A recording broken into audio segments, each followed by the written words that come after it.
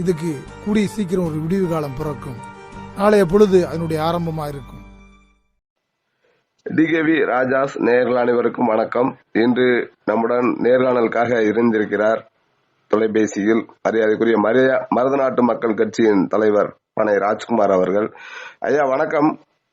வணக்கம் வணக்கம் வணக்கம். ஐயா நலமா இருக்கீங்களா? ஐயா நலமா இருக்கேன். இப்ப சமீபத்துல திண்டுக்கல் மாவட்டம் நிலக்கோட்டை ஒன்றியம் அம்மையநாயக்கனூர் காவல் சரகத்திற்கு உட்பட்ட சி புதூர் கிராமத்துல நாகார்ஜுன் என்பவர் மாற்று சமூக தவறால் அவர் பாதிக்கப்பட்டிருக்கார். அங்கு நடந்த உண்மை சம்பவம் என்ன? ஏன்னா அங்க களமாடி இருக்கீங்க. உங்களுக்கு முதல்ல ஒரு வாழ்த்துக்களை சொல்ல கடமைப்பட்டிருக்கேன். ஏன்னா களத்துல இறங்கி வேலை செய்வது என்பது மிகப்பெரிய ஒரு விஷயம். அந்த வகையில நீங்க களமாடி இருக்கீங்க. அங்கு நடந்த உண்மை சம்பவம் என்ன?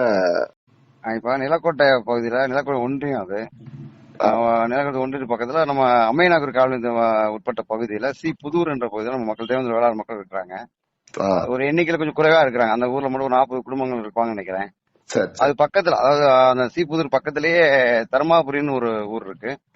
அந்த தர்மாவரியை கடந்துதான் அவங்க பைபாஸ் போகணும். நம்ம சி புதூரில் இருக்கக்கூடிய நம்ம மக்கள் தர்மாவரியை கடந்துதான் அந்த நம்ம கடைக்கு போறது, அவங்க வேலைகளுக்கு போறதுக்கான ஒரு சூழல் இருக்கு. அந்த புது பாதை அன்றாட அவங்க காலங்காலமா அந்த பாதையை பயன்படுத்திட்டு இருக்காங்க. அந்த பாதை வழியா தான் அவங்க அதை கடந்து செல்ல வேண்டிய பாதை. அது ரொம்ப பொது பாதை. அது அந்த பாதை வழியில போகும்போது அந்த தர்மாபுரியில கொஞ்சம் மாட்டு சம்மதிச்ச அந்த மக்கள் இருக்கிறாங்க. இந்த பகுதியில போறது அவங்களுக்கு பெரிய ஒரு இடையூறாகவும் ஒரு இதா நினைக்கிறாங்க. அவ்வப்போது அவங்களுடைய ஒரு சின்ன சின்ன மோதல் இருந்துட்டே இருந்திருக்கு. இவங்களோட அந்த பகுதியில போறவங்கள திட்டுறது, அங்க அந்த பகுதியில போய் பெண்களை கூட இழிவா பேசுறது, இது போன்ற பிரச்சனை எல்லாம் நடந்திருக்கு. அப்பப்ப பேசி அதை சமரசம் செஞ்சிருக்காங்க. சில நேரங்களில் காவல் நிலையம் போய் அது ஒரு வழக்கா போற அளவுக்கு சூழல் கூட ஏற்பட்டிருக்கு. இந்த நிலையில தான் கடந்த ஒன்னாம் தேதி அந்த தர்மாபுரியில ஒரு திருவிழா நடக்குது. திருவிழாவில ஒரு நாடக நிகழ்ச்சி ஒரு கலை நிகழ்ச்சி நடக்குது. அந்த பகுதியில நம்ம தம்பி சி புதுரை சேர்ந்த தேவேந்திர வேளாண் எங்க தம்பி அந்த பகுதியில ஒரு இருசக்கர வாகனத்துல போறாரு. போகும்போதுதான் அந்த பொது வழியில பாதையில ரோட்ல நின்று அங்க அந்த மாட்டு சம்மதி சேர்ந்தவங்க ஆடிட்டு இருந்திருக்காங்க. வழிவிடுங்கன்னு சொல்லி அவரு ஆரன் அடிச்சிருக்காரு. அந்த ஆரன் அடிச்சதுனால அவரை அங்க இருந்த எல்லா இளைஞர்களும் சேர்ந்து ஒரு 30க்கும் மேற்பட்டவர் அவரை அடிச்சு காயப்படுத்தி ரொம்ப கொடூரமான தாக்குதல் நடத்திருக்காங்க. அவரை அடிச்சு அந்த இடத்துல அவரை தூக்கி கொண்டு போய் ரயில்வே, அந்த பக்கத்துல ஒரு ரயில்வே கிராசிங் இருக்கு, அந்த ரயில்வே தண்டபாலம் பக்கத்துல வச்சு அவரை அடிச்சு அங்கே போட்டு போயிடுறாங்க. தகவல் தெரிஞ்சு நம்ம அந்த சீப்புரை சேர்ந்த மக்கள் போய் அவரை ஹாஸ்பிட்டல் மருத்துவமனை சேர்க்கிறாங்க. நிலக்கோட்டை ஹாஸ்பிட்டல் அரசு மருத்துவமனை சேர்க்கிறாங்க. அங்க ரொம்ப அவரு பாதுகாப்புல ரொம்ப உயிருக்கு ரொம்ப அச்சுறுத்தா இருக்கனால அவரை அங்கிருந்து திண்டுக்கல் மாவட்டம் கொண்டு போறாங்க. அங்க போய் தீவிர சிகிச்சை பிரிவுல அவர் இருக்கிறார். ஒரு வாரமா அந்த ஹாஸ்பிட்டல்ல இருக்காரு. திண்டுக்கல் மாவட்ட மருத்துவமனையில இருக்காரு, அரசு மருத்துவமனையில இருக்காரு. இப்ப என்னன்னா இந்த மக்களுக்கு என்ன பிரச்சனைனா, இந்த சம்பவம் நடந்த உடனே அவங்க போய் நம்ம அம்மையநாகர் காவல் நிலையத்துக்கு உட்பட்ட பகுதி அது, அங்க போய் காவல் நிலையத்தை அந்த மாதிரி அடிச்சிருக்காங்கன்னு சொல்லி ஒரு கம்ப்ளைண்டா போறாங்க. கூடுதலா அரசு மருத்துவமனையில இருந்து அவருக்கான இன்டிமேஷன் போகுது. அதை வச்சு அவங்க விசாரிக்கிறாங்க. விசாரிச்சது 9 பேர் ஒரு குற்றவாளிகளா காவல்துறை சொல்லுது. அவங்க 9 பேர் முடிய வன்கொடுமை வழக்கு பதிவு பண்ணிருக்காங்க. ஏன்னா நாகார்ஜுன் ஒரு பட்டியலின சமூகத்தை சார்ந்த இளைஞர் அப்படின்றனால அவர் வன்கொடுமை வழக்கு அந்த குற்றவாளிகள் மீது பதிவு பண்ணிருக்காங்க. பதிவு பண்ணி கிட்டத்தட்ட ஒரு 10 நாட்களுக்கு மேல ஆகுது. அவங்க துறை சேர்ந்த மக்கள் அவனை கைது பண்ணுன்னு சொல்லி அங்க அம்மையநாகர் காவல் நிலையத்துல அதிகாரிகளை சந்திச்சு பேசிட்டே இருக்காங்க, கேட்டே இருக்காங்க. ஆனா எந்த ஒரு நடவடிக்கையுமே இல்லை. ஒருத்தரை கூட அவங்க கைது பண்ணல. கூடுதலா நாங்க கைது பண்ற தகவல் சொல்றாங்க. ஆனா எந்த ஒரு நடவடிக்கை இல்ல. இந்த தகவல் அறிஞ்சுதான் நாங்க மருதநாட்டு மக்கள் கட்சி அங்க களத்துக்கு போறோம். 8ஆம் தேதி இது சம்பந்தமா 7ஆம் தேதி நான் 8ஆம் தேதி போய் அந்த மக்களை சந்திக்கிறேன். சந்திச்சு இது சம்பந்தமா அதிகாரிகிட்ட பேசுறேன். நம்ம மருதநாட்டு மக்கள் சாரோ 9ஆம் தேதி ஒரு நிலக்கோட்டை பேருந்து அருகே ஒரு ஆர்ப்பாட்டம் வச்சோம். அந்த கோரிக்கையை வலியுறுத்தி ஒரு ஆர்ப்பாட்டம் நடத்தோம். அந்த ஆர்ப்பாட்டத்துக்கு பிறகு அவங்க 2 நாள் டைம் கேட்டிருந்தாங்க. 2 நாள்ல நாங்க குற்றவாளிகளை கைது செஞ்சிடும் சொல்லி அவங்களோட டிஎஸ்பியும் காவல் ஆய்வாளரும் தகவல் கேட்டிருந்தாங்க. அந்த அடிப்படையில் நாங்க ஒரு 2 நாள் அவங்களுக்கான ஒரு டைம் கொடுத்திருந்தோம். இப்ப மறுபடியும் அந்த இன்னும் இப்ப 10 நாளுக்கு மேல ஆயிடுச்சு. இன்னும் அந்த குற்றவாளிகளை யாருமே கைது பண்ணல. கூடுதல் சி புதூர்ல நம்ம மக்களுக்கான ஒரு பாதுகாப்பு இல்லாத சூழல் இருக்கு. இல்ல இப்ப நம்ம என்ன கேக்குறோம்னா, இப்ப மற்ற பகுதிகளில எல்லாம் ஒரு மிகப்பெரிய விழிப்புணர்வு இருக்கு. இந்த மாதிரி எல்லாம் சட்டத்திட்டங்கள் இருக்கு, இதை நம்ம இப்பெல்லாம் பயன்படுத்தணும் அப்படின்ற மாதிரி ஓரளவுக்கு விழிப்புணர்வு மக்கள்கிட்ட வந்துருச்சு. இப்ப நீங்க சொல்றத பாக்கும்போது அங்க எந்த விதமான விழிப்புணர்வும் இல்லையா மக்கள்கிட்ட? பக்கத்துல உள்ள நீங்க சொல்றது சரிதான். எப்படின்னா இங்க விழிப்புணர்வு பல கிராமம் இருக்கு. அதுல ஒரு கிராமம் தான் சொல்றேன்னா ஆனா ஆஹ் இவங்க இவங்க என்ன பண்றாங்கன்னா, பாதிக்கப்பட்ட மக்கள் வந்து அவங்க முறையிடுறத இதை தாண்டி அவங்க எந்த நடவடிக்கையும் இல்லைன்றத அவங்க மேலும் ஏதாவது நம்ம ஒரு அமைப்பா இயக்கமா அவங்க ஒரு ஒரு ஒரு அழுத்தத்தை கொடுக்குன்றத கூட அவங்க தெரியாம இருக்காங்க. அதத்தான் அந்த கேக்குறேன். விஷயத்த நம்ம களத்துல நிக்கும் போது அந்த மக்கள் எந்த அளவுக்கு அரசியல் இருக்காங்கன்னு தெரிய வருது. ஏன் நம்ம தொடர்ச்சியா சொல்றோம்னா, நம்ம மக்கள் வந்து பெரும்பான்மையா இருக்கக்கூடிய பகுதியில இது போன்ற சிக்கலும் பிரச்சனையும் வர்றதில்ல. ரொம்ப எண்ணிக்கையில் குறைவா இருக்கக்கூடிய பகுதியில இந்த மக்களுக்கு தொடர்ச்சியா இன்னைக்கு வரைக்கும் இது போன்ற பெரிய சாதிய நெருக்கடிகள் இருக்கு இல்லையா, இருக்கு. அந்த அந்த மாதிரியான இடங்கள்ல போய் நம்ம களமாடும் போதுதான் அந்த மக்கள் எந்த அளவுக்கு பெண்டிங் இருக்காங்க, பாதுகாப்பு இல்லாத சூழல்ல இருக்கிறாங்கன்னு நம்ம தெரிய வருது. அப்படித்தான் புதூர்ல இருக்கக்கூடிய மக்கள் நம்ம பாக்குறோம். இப்ப என்னன்னா, இன்னைக்கு நம்ம திண்டுக்கல் மாவட்டத்தை மாவட்ட கண்காணிப்பாளரை சந்திச்சிருக்கோம். காவல் சந்திச்சு ஒரு பாதிக்கப்பட்டவங்களை அழைச்சு கொண்டு போய் அவங்கள நேரடியாக ஒரு மனு ஒன்று கொடுத்துருக்குறோம். அந்த மனு நம்ம எங்க முன்னாடியே நம்ம டிஎஸ்பிக்கும் காவல் ஆய்வாளருக்கும் நம்ம பேசியிருக்காங்க. என்ன சொல்லியிருக்காங்கன்னா, இன்னும் ஒரு நாள் டைம் கொடுங்க, அதுக்குள்ள நாங்க குற்றவாளிகளை கைது செஞ்சிருந்தோம் சொல்லியிருக்காங்க. அந்த அடிப்படையில் இன்னைக்கு நாங்க மாவட்ட கண்காணிப்பாளரையும் திண்டுக்கல் மாவட்ட ஆட்சியரையும் சந்திச்சுட்டு வந்திருக்கிறோம். நிச்சயமா நீங்க வந்து களத்துல போய் மிகப்பெரிய ஒரு வேலையை பண்ணிருக்கீங்க இல்ல, அது ரொம்ப அது ஒரு வகையில மிகுந்த சந்தோஷம் தான். இந்த மாதிரி கிராமங்களை நம்ம எப்படி விழிப்புணர்வுக்கு கொண்டுட்டு வரணும் அப்படின்ற ஒரு இதை எப்படி உருவாக்க முடியும்? இது நம்ம கிராமங்கள் பல கிராமங்கள் இது போல கிராமங்களுக்கு போக வேண்டியிருக்கு. இந்த கிராமத்தில் கூடிய மக்களை வந்து ஒரு அமைப்பாக்கணும், ஒரு அமைப்பின் கீழே அவங்களை கொண்டு வரணும். இப்ப நான் மதுரையில இருந்து திண்டுக்கல் வரைக்கும் பயணமா இருக்கிறேன். வர வழியில நம்ம சமூக மக்கள் அதிகமா இருக்கக்கூடிய தேவேந்திர வேளாளர் சமூக மக்கள் அதிகமா இருக்கக்கூடிய பகுதியில பார்க்க முடியுது. அங்க வந்து ஒரு சமூகத்தினுடைய அடையாளமா சமூகத்தினுடைய சிவப்பு கொடி இருக்கு. அங்க ஒரு நினைவு பலகை இருக்கு, தியாகிகளுடைய நினைவு பலகை இருக்கு.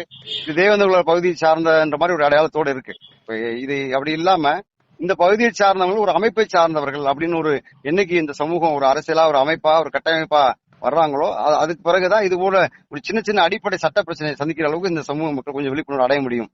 இதை கண்டிப்பா செய்யணும். அதான் மருதாட்ட மக்கள் வச்சு செய்யறதுக்கு முயற்சி செய்யுது. இப்ப வந்து காவல்துறை கண்காணிப்பாளர் தங்களிடம் ஏதாவது உறுதிமொழியை கொடுத்திருக்கிறாங்க, உறுதிமொழி அளித்திருக்காங்க சொல்லியிருக்கிறாங்க. ஒரு எஸ்பி மாவட்ட கண்காணிப்பாளர் சந்திச்ச உடனே ஒரு நாள் டைம் கேட்டிருக்காரு. ஒரு நாள் கண்டிப்பா நான் கிட்டத்தட்ட ஒரு 2 டீம் போட்டு நாங்க அவங்கள வாட்ச் பண்ணிட்டு இருக்கோம். கண்டிப்பா நாங்க பிக்கப் பண்ணிடுவோம் சார், நீங்க அந்த மாதிரி சொல்லியிருக்காரு. நிச்சயமா அதை நான் ஒரு நாள் டைம் சொல்றாங்க, அவ என்னன்ற பாப்போம். பாதிக்கப்பட்ட நபருக்கு எந்த வகையில அரசு உதவியா? பாதிக்கப்பட்டவருக்கு மருத்துவ உதவி பண்ணிருக்காங்க. அவர் இன்னும் எழுந்து நடக்க முடியாத சூழல்ல இருக்கிறாரு. அவரு இப்ப அரசு மருத்துவமனையில இருந்து அவரு வீட்டுக்கு வந்துட்டாரு. வீட்டுல இருந்து இப்ப பிரைவேட்ல நம்ம தனியார் மருத்துவமனையில அவர் சிகிச்சை பார்த்துட்டு இருக்காரு. தனியார் மருத்துவமனையில் பார்ப்பதற்கான செலவு, அதாவது செலவினம் எல்லாமே அந்த குடும்பத்தை சார்ந்ததான் பார்க்க வேண்டிய சூழல் இருக்கு.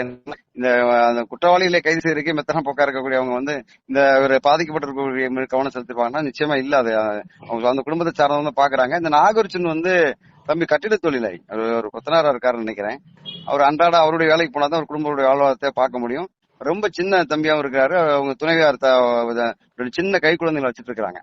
இப்ப இன்னைக்கு அவர் மீண்டு வர்றதுக்கு வரைக்கும் ஒரு வாழ்வாதாரத்துக்கு பெரிய பிரச்சனையா தான் இருக்கும் அந்த குடும்பத்துக்கு. நிச்சயமா வாழ்வாதாரம் பாதிக்கப்படும் என்பது தெரிந்த ஒன்றுதான். இதை எப்படி நம்ம சரி செய்வது? எப்படி சரி செய்யணும்? முதல்ல அடிப்படை பாதிக்கப்பட்டவனுக்கு சட்ட பிரச்சனை சந்திக்கக்கூடிய விஷயங்களா இவங்க இந்த மக்கள் தெரிஞ்சு வச்சிருந்தா மற்ற விஷயங்க செய்யணும். அவங்களுக்கு பாதுகாப்பு விஷயத்த நம்ம பேசவே முடியும். இவங்க அதுவே அங்க அறியாமல் இருக்க சமூகம் இருக்கிறாங்க. இந்த இப்ப பாதிக்கப்பட்ட மக்களுக்கு வன்கொடுமை வழக்கு பதிவு செஞ்சிருக்காங்க இல்லையா, அந்த வழக்க முறையா அவங்க வந்து சரியா நின்று பார்க்கணும். அதுல வரக்கூடிய அந்த விஷயங்களை அந்த பாதிக்கப்பட்டவங்களுக்கு நின்று செஞ்சு கொடுக்கணும். அது அந்த அந்த அளவுக்கு நம்ம அந்த பகுதியில் இருக்கக்கூடிய இளைஞர்களும் ஒரு அமைப்பை சார்ந்தவங்களும் அவங்களுக்கு ஆதரவா உறுதுணையா நிக்கணும். நிச்சயமா. தொடர்பு கொண்டமைக்கு மிக்க நன்றி. நன்றி ராஜேஷ். ஓகே, நன்றி. திண்டுக்கல் மாவட்டம் நிலக்கோட்டை ஒன்றியம் அம்மைநாயக்கர் காவல் நிலையத்துக்கு உட்பட்ட புதுரை சார்ந்த நாகர்ஜுன் அவர்கள் பட்டியலை சமூகத்தை சார்ந்த தேவேந்திர வேளாளர் சமூகத்தை சார்ந்தவர். கடந்த 1/6/2020 அன்று புதுரைக்கு அருகில் உள்ள தர்மாபுரி என்ற பகுதியில் அவருடைய இருசக்கர வாகனத்தில் செல்லும் வழியிலே வழிமறித்து ஆடிக்கொண்டிருந்த சிலரால் கடுமையான சாதியை வெறிகொண்டு அவரை தாக்கியிருக்கிறார்கள். அந்த சாதி வன்மத்தோடு தாக்கியவர்கள் மீது நடவடிக்கை எடுக்க வேண்டும் சொல்லி அமேனாக்கூர் காவல் நிலையத்திலே பாதிக்கப்பட்ட மக்கள் தொடர்ச்சியாக முயற்சி செய்து கொண்டிருக்கிறார்கள். அமேனாக்கூர் காவல் நிலையத்தில் இருக்கக்கூடிய அதிகாரிகள் ஒருதலை பட்சமாக குற்றவாளிகளுடைய இருக்கக்கூடிய பகுதியிலே தர்மாபுரியில் அவர்கள் அந்த மக்களுக்கு ஆதரவாக செயல்படுவதாக இங்கே பாதிக்கப்பட்டவர்கள் குற்றம் சாட்டுகிறார்கள். புதுவையை வசிக்கக்கூடிய மக்கள் பட்டியலின சமூகத்தை சார்ந்தவர்கள் தர்மாபுரியில் இருக்கக்கூடியவர்கள் வந்து ஒரு சாதி வரி பிடித்த ஒரு கும்பல், ஒரு கல்லர், கவுண்டர், பிள்ளைமார் சமூகத்தை சார்ந்தவர்கள் அதிகமாக எண்ணிக்கையில் அதிகமாக இருக்கிறார்கள். பாதிக்கப்பட்ட மக்கள், பாதிக்கப்பட்ட நாகரிக அவர்கள் பட்டியலினத்தை சமூகத்தை சார்ந்தவர் என்பதால் வன்கொடுமை வழக்கு பதிவு செய்து வன்கொடுமை வழக்கில் அவர் நடவடிக்கை எடுக்க வேண்டும் என்று கோரிக்கை வைத்தார்கள்.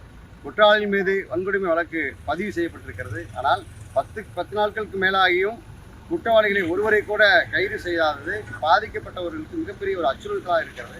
அவர்களுக்கு பாதுகாப்பு இல்லாத சூழல் அங்கே இருக்கிறது. புதுரை சார்ந்த மக்கள் தர்மாபுரியை தாண்டி தான் அவர்களுடைய வாழ்வாதாரம் செல்லக்கூடிய பாதையாக, பொது பாதையாக இருக்கிறது. அந்த பாதையை அன்றாட அவர்கள் காலங்காலமாக பயன்படுத்தி வருகிறார்கள். அந்த வழியாக செல்லும்போது தான் இந்த சமூக மக்களை அவர்கள் இழிவாக பேசுவதும், அந்த ரோட்டில் பொதுமக்களுக்கு இடையாக இருக்கக்கூடிய ஒரு நாடக மனையில் அமர்ந்து கொண்டு அங்கே அந்த வழியாக போகக்கூடிய இந்த பட்டியலின மக்களை சார்ந்த மக்களை இழிவாக பேசுவதும், பெண்களை இழிவாக பேசுவதும் தொடர்ச்சியாக இந்த அத்துமீறலில் அவர்கள் ஈடுபட்டு கொண்டிருக்கிறார்கள். அந்த பொதுமக்களுக்கு இடையாக இருக்கக்கூடிய இந்த நாடக மேடையை அப்புறப்படுத்த வேண்டும் என்று சொல்லி இந்த மக்கள் கோரிக்கை வைக்கிறார்கள்.